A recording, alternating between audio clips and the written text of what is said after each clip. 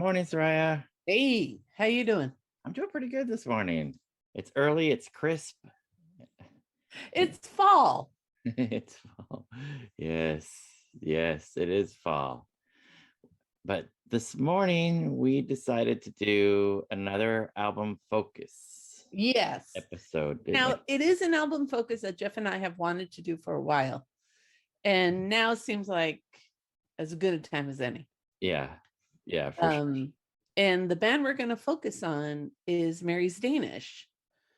And many of you will know that this was a project that Luis Gutierrez joined after leaving the 3 o'clock. Yes. So, and then Jeff, which is the album we're going to focus on?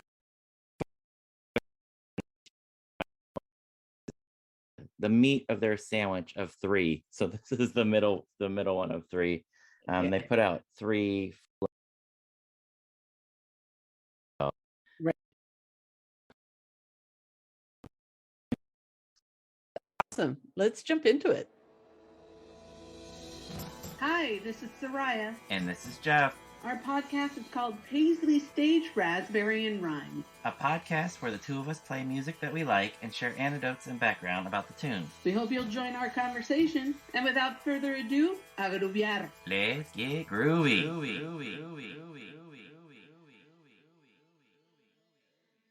All right, so Mary's Danish Circa album, CD. So it did come out on vinyl, Soraya, but only in the Netherlands. So I've never been able to find a copy, but this is their album, Mary's Danish Circa, which came out after There Goes the Wonder Truck, their first album. And then Circa was shortly followed by their last album, American Standard. Right. I don't think we're going to talk about too much about like the band in general, other than the album. Hopefully we can get into more of the band's history at some point. Right. We did talk to Lewis a little bit about it when we went through his whole career, right? So, which was a lot of fun. I remember a story about Mary's Danish and Neil Diamond, which yes, was pretty cool. We saw a photo of that gathering on the wall at Lewis's house. But so we're primarily going to talk about Circa, their album, but like you mentioned, Lewis did join the band, and they were already a band, I believe, when he joined, and they had different members that rotated. But on this particular album, it was Lewis on guitar and another guitar player named David King, who we learned recently passed away. Right. So we dedicate this episode to David's family for sure. Yes. Then also a bass player that went by the name of Wag. And the drummer, what was his name? Bradley, and James Oliver Bradley Jr. was the drummer, amazing drummer. And 2 female front singers, Gretchen, who is now married to Lewis, and Julie Ritter. I was trying to think of more bands, more rock alternative bands that had 2 female front singers. Ronnie brought up one to me. Oh, who did he bring up? Throwing Muses, which was an American band that were on 480. That's right. Yeah, I know that Ronnie really likes that band a lot, Throwing Muses. But other than them and Mary's Danish, I couldn't think of a whole lot of, or really any bands that had 2 female front singers. I mean, I don't know. I mean, and I'm going back a while, but I don't know if we can consider Heart having 2 female leads. Yeah, I was kind of thinking of them too. Nancy's their guitar player, but she definitely sang. Yeah. So yeah, I mean, it's kind of a relatively unusual setup for bands. Usually like there's one singer, or everybody, like the Beatles, well, everybody will, get a song, but like 2 primary front singers who basically are just the singers and don't really play instruments. Right. Julie played some instruments in Mary's Danish, but it's an unusual lineup, I think. Yeah. I do recall reading that they were inspired at an X concert to start the band.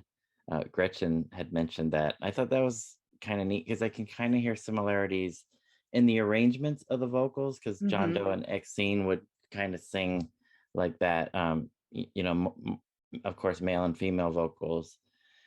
But I do kind of hear some similarities in the way that Gretchen and Julie do their lead vocals in Mary's Danish. So anyways, I thought I'd bring that up as something unusual about their lineup. And I think you mentioned, oh, go ahead. Yeah, no, go ahead. I was just going to say, and I think you mentioned when you see band photos, it's not too often that you see a band photo with 6 or 7 people in the band for, rock bands. Yeah. One of the things that I think is interesting about this album in particular is you hear a lot of different musical influences. It really is woven into the fabric of this band and on this album.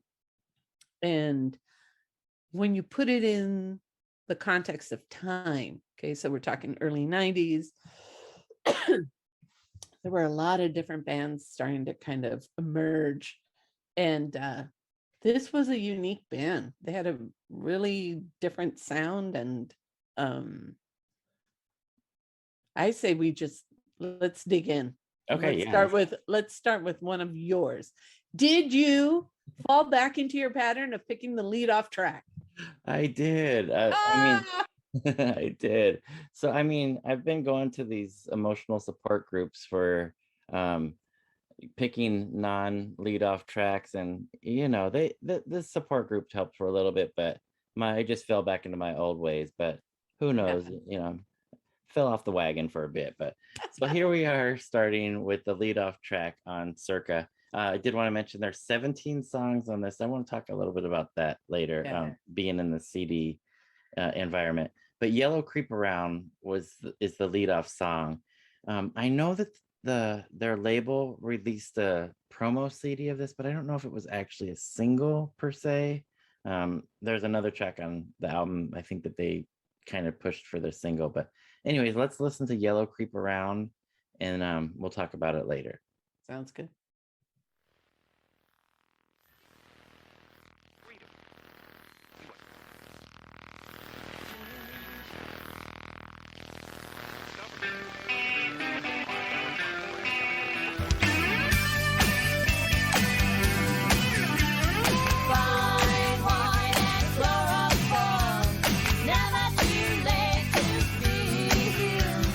Fine wine and chloroform.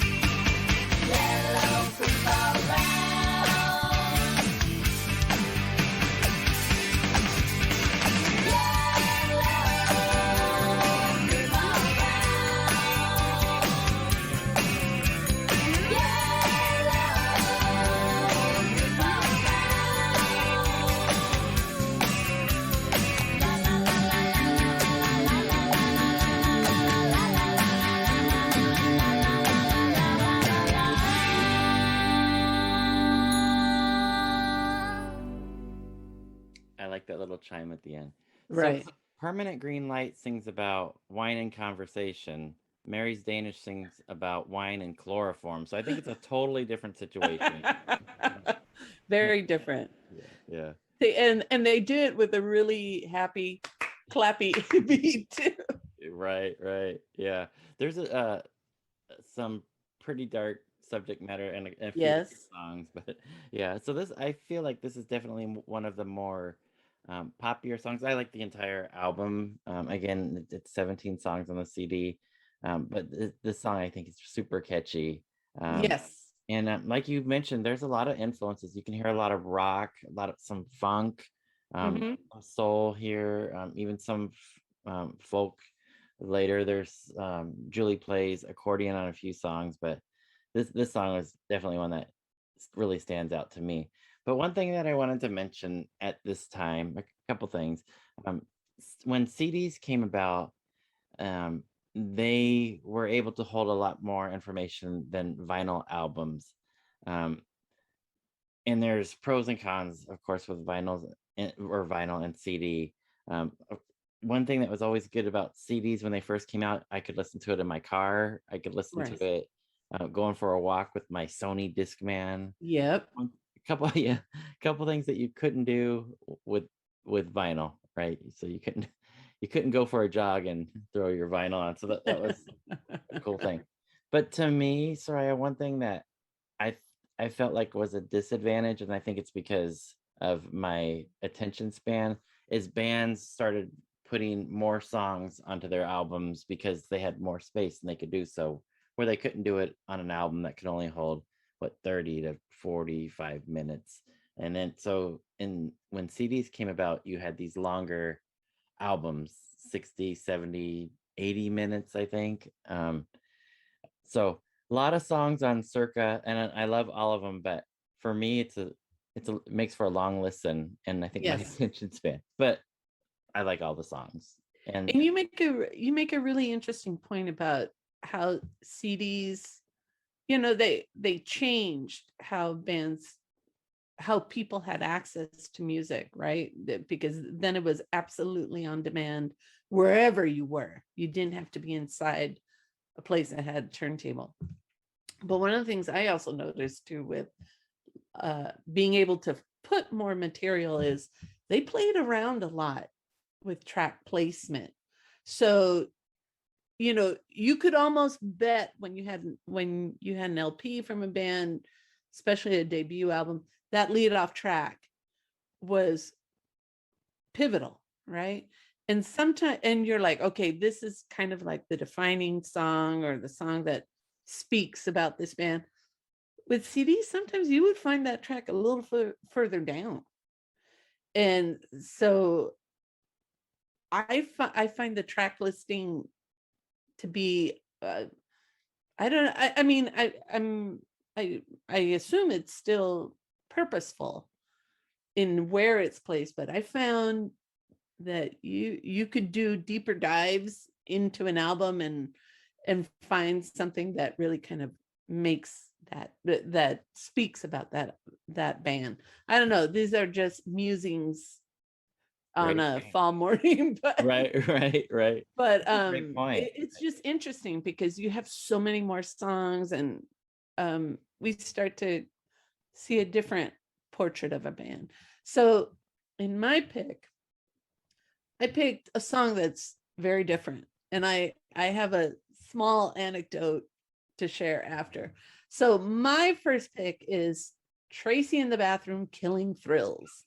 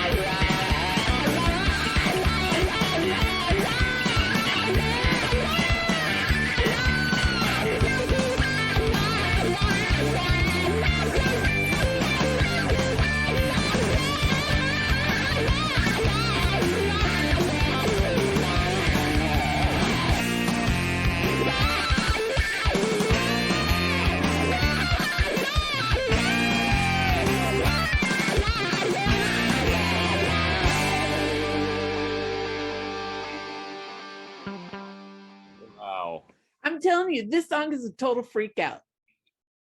I freaking love this. But to me, it was like, okay, so compare lead off track, which we had, it's very catchy. And then you get this song. I mean, this is track 7. And this is just, they throw everything at it. And that's what I love. But to me, what I like about this song so much is Lewis's guitar. It's absolutely on fire on this track. And that bass line, it is. And then, how many freak out songs that highlight a bass and a guitar also have a sax, Yeah. But that's what I like about this song is, and I think this album too, is every track showed me something different, right? Mm-hmm. So here's the anecdote, because I like to go and kind of find out peripheral information about these songs. I love it. On YouTube, someone's posted song, and then 2 years ago, so this is public domain. I'm not spilling any secrets, and I'm not purporting that this is 100% true. I'm just saying this is an interesting addition. So 2 years ago, someone commented on the video. The person's name is Tracy Mason. Quote, "Only I would know why they wrote that song about me is because I was in the bathroom having sex with one of the members of Kill for Thrills when I was there as a guest of James from Mary's Danish, LOL. That was a long time ago, but it begs the question, should I get a residual from this song since I was the topic of it?" Wow. Oh my God. So I just, whether or not the story's true, I think it's hilarious. Oh my gosh. But the song is a total freak out. And if this woman's dalliance in a bathroom inspired that, wow. Salute. Wow. Because it's a cool song. It is a cool song. Yeah. I was going to say, what'd you think about the lyrics? Because you're usually a lyric person. An instrumental. Hey, you know what? Soraya's first pick is an instrumental. Who knew? You're keeping us on our toes. One, instrumental. How many bands throw that in? But 2, and I give this shout out to our friend Jim Strong.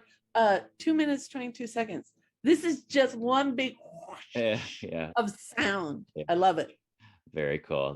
That's a cool song, and that's an interesting story. So in some places it's listed as Tracy in the bathroom killing thrills. In other places, like the back of the CD, it's just Tracy in the bathroom. So, all right, Tracy, what was her last name? Mason. All right, Tracy Mason. Good on you, girl. If it's true. Who knows? That's funny. So your song has a funky, probably a wah guitar part. My second song also has a guitar part with a wah pedal type sound. The song I picked is Louisiana, and I feel like this one is a little bit in between Yellow Creep Around and Tracy in the Bathroom, where it's definitely got a little bit of that funk rock vibe, but a little bit more song oriented than that jam that we had with Tracy. I don't know. Let's listen to Louisiana, and then I have another story.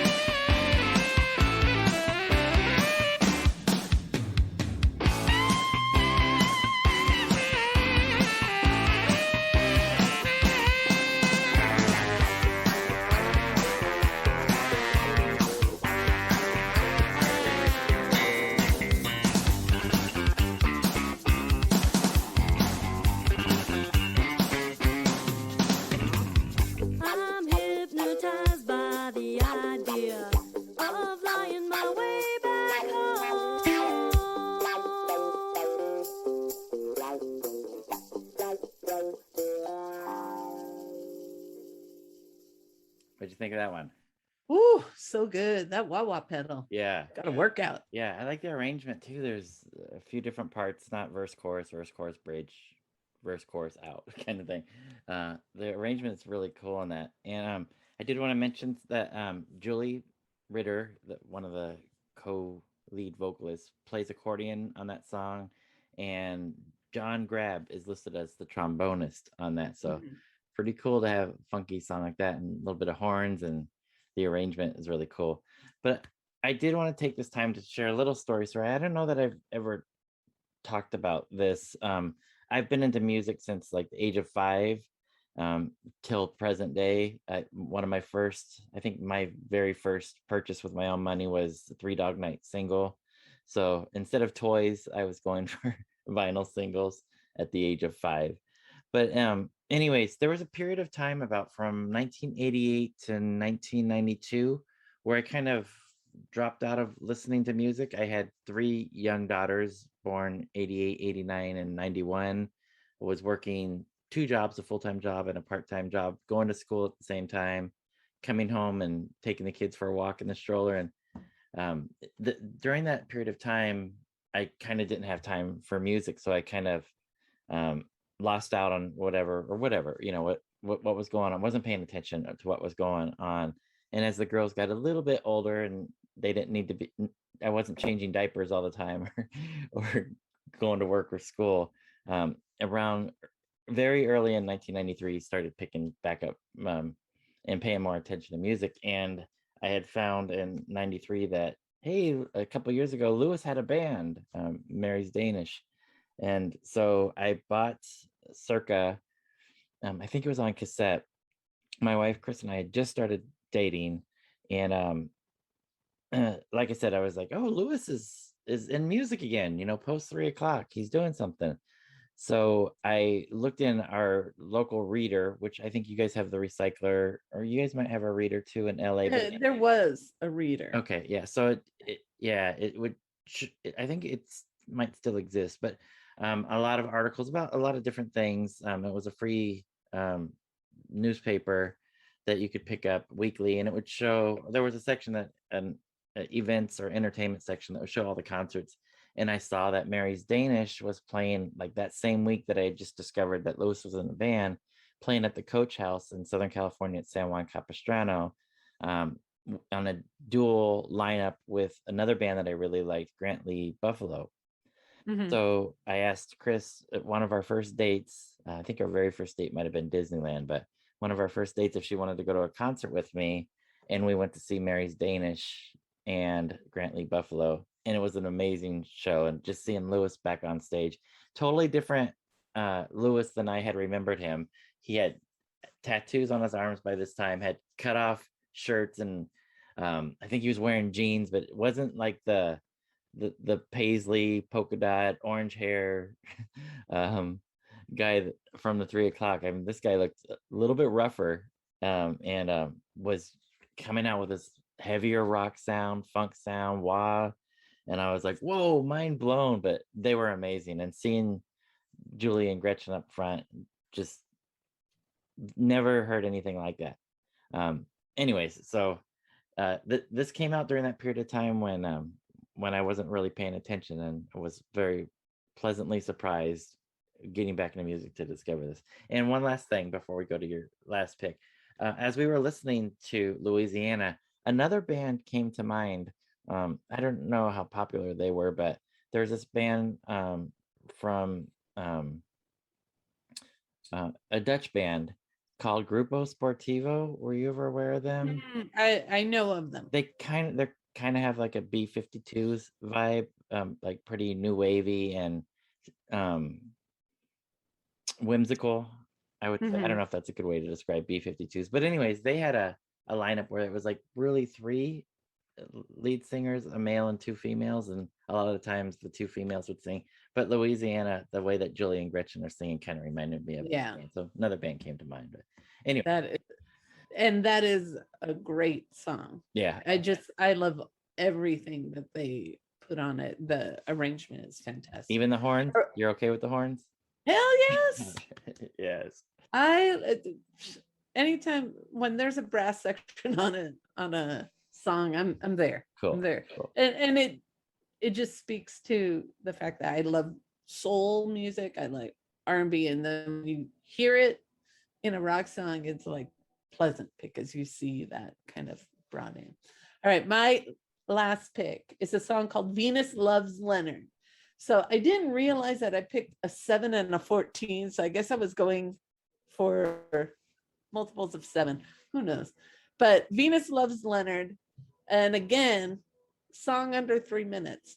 I'm surprising myself right now. But I like this song a lot. Let's hear it. We'll talk about it after. Venus loves Leonard, not interested. What's a woman to do when love is dead? Venus loves Leonard, Venus loves Leonard, Venus loves Leonard, Venus but Leonard loves me. Rising from the half shell. Yard, yard, yard.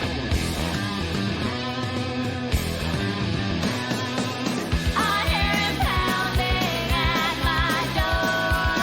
I've got to send him back to Venus on the shore. Venus loves Leonard, Venus loves Leonard, Venus loves Leonard, Venus but Leonard loves me. Rising from the half shell. Yard, yard, yard. Léonard reste avec moi, s'il te plaît, Léonard. Mais non, il m'a dit qu'il meurt. Vive avec moi. Venus loves Leonard,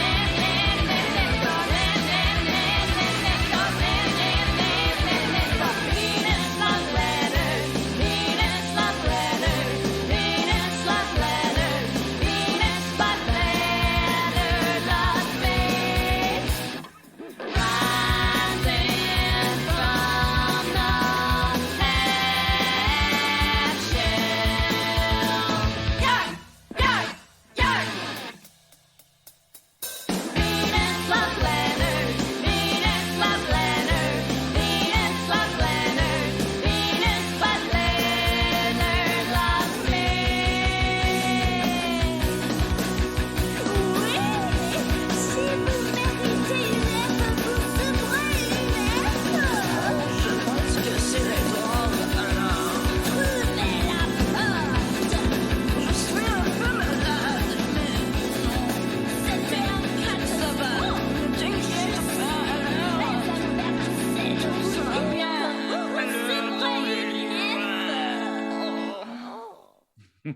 There's a lot of French going on in there. What's going on? Do you know what they're saying? That's I'd have to get myself back into French. But I do remember. some of it I picked up. Yeah, I do remember that they that there was something about France that I was reading when I was reading their bio, and I don't remember what that was. That oh, it says here that Gretchen was a big fan of Elvis Costello, and in 85 she was going to Berkeley studying French, and she had plans in her sophomore year to go to France or something like that. Mhm. But why'd you pick this song? One, because it uses a foreign language. 2, I love, we talked about X way at the beginning, and this song just reminds me of an X song. Oh, But I just love the energy of this song. And again, those, you and I have talked about it before, how really talented Louis is on the guitar. And that's all I hear in this song. It's just guitar, guitar, guitar. And that ending is really cool. yeah. But of course, song that uses a foreign language in it, why not? I just like it. And I think you and I have picked 4 songs that show how varied the offerings are on this album. You know, they're not just carbon copies of another, and they really were doing interesting things with the arrangements. And there's a lot of energy behind each and every song. And so Mary's Danish was different. And at the time that they were on the scene, you know, different things were happening. And then, you know, you're just curious. We get 3 albums. And then. Yeah. So I think, so going back to a little bit about the history. So their first album they released on a label called Chameleon. This one, Circa, came out on a label called Morgan Creek. And 3 months after Circa was recorded, Morgan Creek wanted them back into the studio to record their last album, what ended up being their last album, American Standard. Right. So Morgan Creek was really pushing them out as a label to get it done. And then I think we learned from Lewis that the band actually never officially broke up. That's correct. They had a lot of label issues, and I think I read that they never got any royalties for their album from the label, even though it sold like 40,000 copies or 35,000 copies or something, but they never received any royalties to it. So I think after American Standard, there were some label issues, and Right. the band was holding out, and kind of nothing ever like materialized. So the musicians started doing different things, saying, okay, as a band, we can't do anything because we're kind of tied up by these label issues that haven't been resolved. And everybody basically were doing their own thing. But I think when we talked to Lewis, he said, well, we never really broke up. It's true. So, and it's funny, someone comment on YouTube said, hey guys, I'm waiting for the reunion tour. And I'm like, yeah, that would have been cool. And now David King is gone, but it'd be very cool to learn some more about this band. Hopefully at some point we can. Absolutely. Yeah. But it was an interesting project and really interesting band, the influences. And this is a good listen. And if you haven't listened to Circa in a while, pick it back up. Worth it. Yeah, agreed. So let's get into them some more later at a different time. But sounds good. I think Circa is a great place to start. Perfect. All right. Well, until we meet again, Soraya.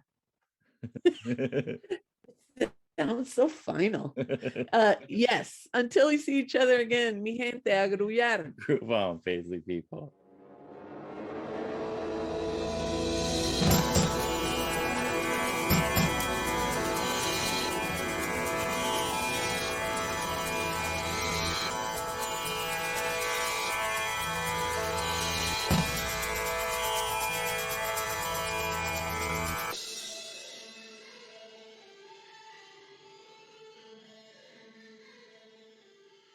So we're here to talk about Circa, which has many songs on it.